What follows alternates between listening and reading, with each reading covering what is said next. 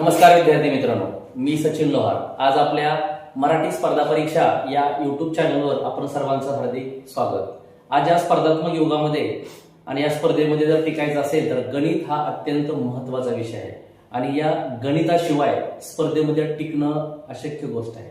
त्याच्यामुळं गणित आज आपल्याला इयत्ता 5वी स्कॉलरशिप पासून ते 8वी स्कॉलरशिप तसेच एमपीएससी यूपीएससी पर्यंतच्या सर्व स्पर्धा परीक्षांमध्ये गणित हा अत्यंत महत्त्वाचा विषय ठरलेला आहे। त्यासाठी आज आपल्याला गणित हा विषय अगदी सुलभ आणि सोप्या भाषेमध्ये शिकायचा आहे। त्यासाठी आज आपण संख्याज्ञान या घटकाचा अभ्यास करणार आहोत। आपली जी सुरुवात आहे ही सुरुवात आजच्या लेक्चरमध्ये बेसिक पासून आपण सुरुवात करणार आहोत। त्याच्यामध्ये आज आपण संख्याज्ञान या घटकाचा अभ्यास करणार आहोत। संख्याज्ञानामध्ये जर बघायचं म्हटलं तर नैसर्गिक संख्या, पूर्ण संख्या, पूर्णांक संख्या, परिमेय संख्या, वास्तव संख्या, सम संख्या, विषम संख्या, असे मूळ संख्या, जोडमूळ संख्या, अशा या सर्व घटकांचा आपल्याला याच्यामध्ये अभ्यास करायचा आहे। तत्पूर्वी आपण सर्वात प्रथम अगोदर नैसर्गिक संख्या हा घटक बघूया। आता या नैसर्गिक संख्यालाच आणखीन एक नाव आहे ती म्हणजे मोज संख्या। नैसर्गिक संख्येची जर व्याख्या सांगायची झाली तर ज्या संख्येची सुरुवात 1 पासून केली जाते अशा संख्येला आपण नैसर्गिक संख्या किंवा मोज संख्या असे म्हणतो। तर बघा, ज्या संख्येची सुरुवात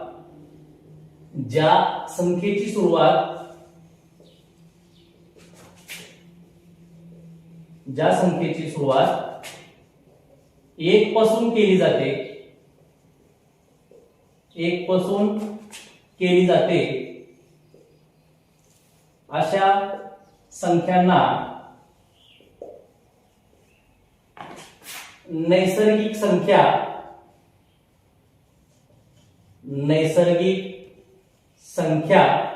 किंवा मोज संख्या असे म्हणतात।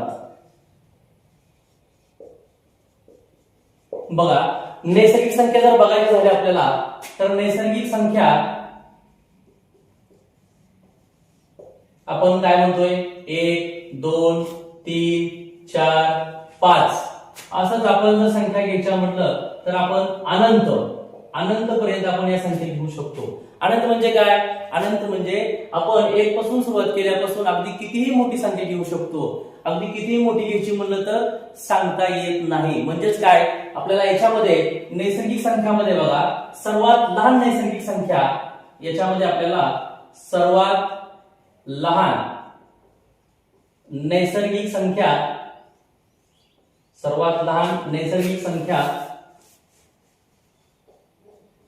1 मिळते बघा, आणि सर्वात मोठी नैसर्गिक संख्या सांगता येत नाही। आपण कितीही मोठी नैसर्गिक संख्या घेऊ शकतो। उदाहरणार्थ 1 2 5 10 100 1000 15000 अशा कितीही आपण संख्या या नैसर्गिक संख्येमध्ये आपण घेऊ शकतो।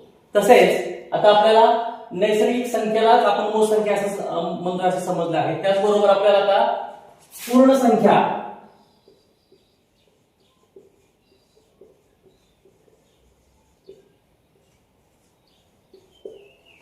आपल्याला घटक बघायचा आहे।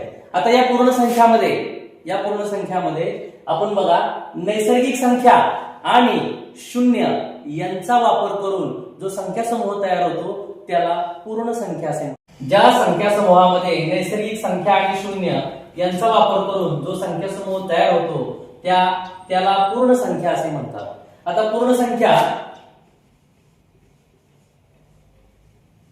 संख्या आता याच्यामध्ये बघा, मगाशी आपण नैसर्गिक संख्या पाहिल्या।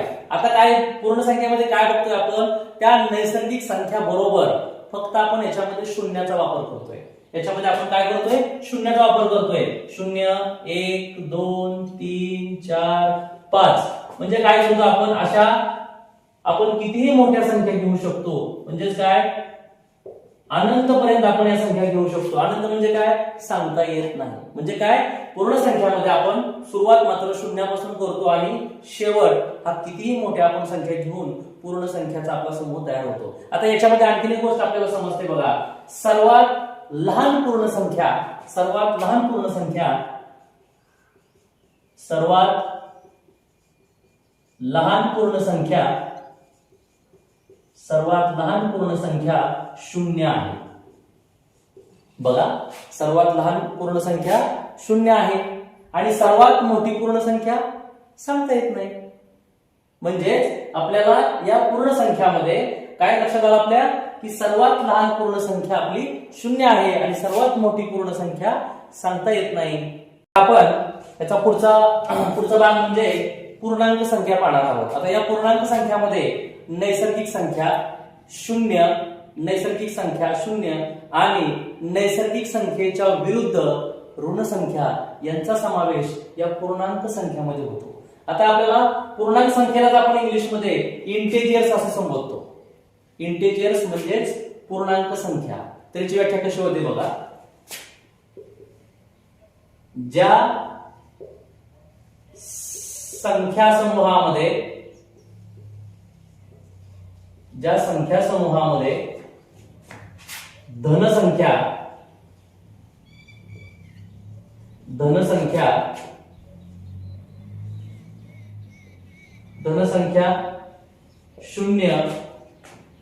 आणि ऋण संख्या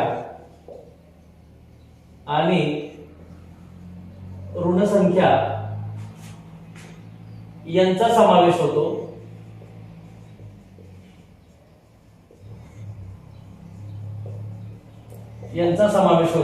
या संख्या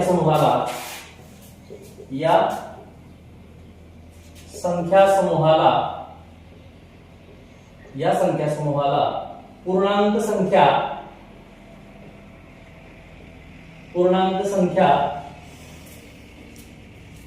असे म्हणतात. बघा, आता या पूर्णांक संख्यामध्ये आपल्याला धनसंख्या, ऋण संख्या आणि शून्यांचा समावेश होतो. तर आपण काय करूया, एक संख्या रेषा बघूया.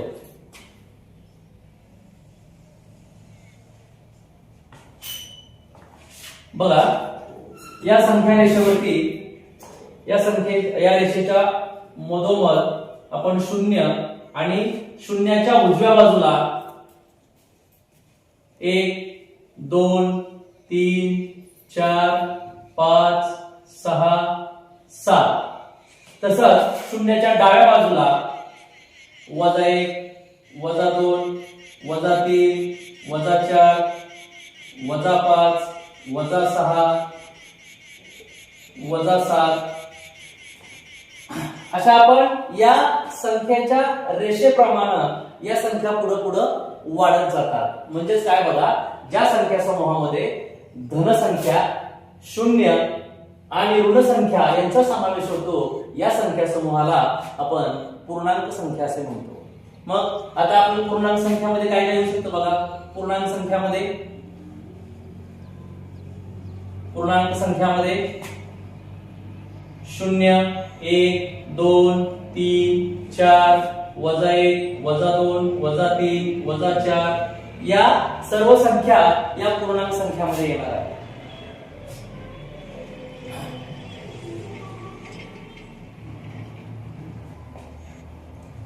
आता याच्यानंतर आपण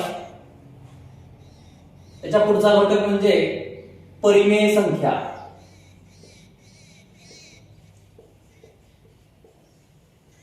परिमेय संख्या यालाच आपण इंग्रजीमध्ये रॅशनल नंबर म्हणतो.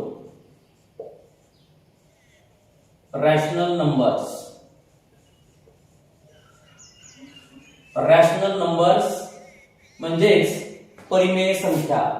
या परिमेय संख्यामध्ये नैसर्गिक संख्या असतील, पूर्ण संख्या असतील, पूर्णांक संख्या असतील, या सर्वांचा समावेश आपल्याला या परिमेय संख्यामध्ये पाहायला मिळतो.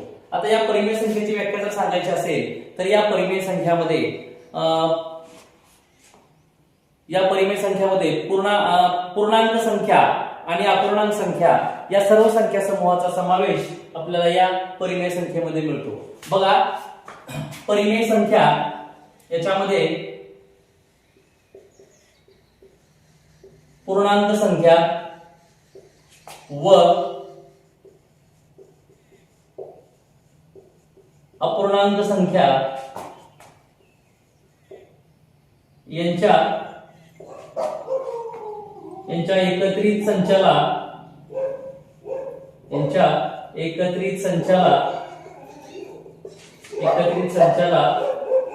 परिमेय संख्या असे म्हणतात. आता याच्यामध्ये बघा, या पूर्णांक संख्यामध्ये आपण ऑलरेडी अगोदर बघितलेलं आहे. या पूर्णांक संख्यामध्ये शून्य आहे, धन संख्या आहे, ऋण संख्या आहे. आता त्याचबरोबर अपूर्णांक संख्यामध्ये काय असणार आहे, दशांश अपूर्णांक संख्या असतील. म्हणजे बघा, आपण बघूया इथं पूर्णांक संख्यामध्ये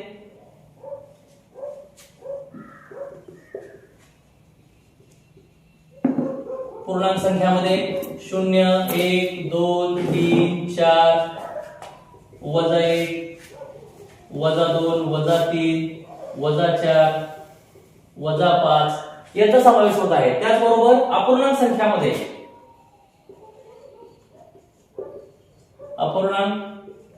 संख्या यामध्ये काय येणार आहे, अपूर्णांक संख्यामध्ये 1/2 5/10 वर्गमुळात 5 -3/4 9/12 याचा समावेश या अपूर्णांकामध्ये होणार आहे. म्हणजेच काय, तर आपल्याला या परिमेय संख्यामध्ये पूर्णांक आणि अपूर्णांक या सर्व संख्याचा समावेश या परिमेय संख्यामध्ये येतो.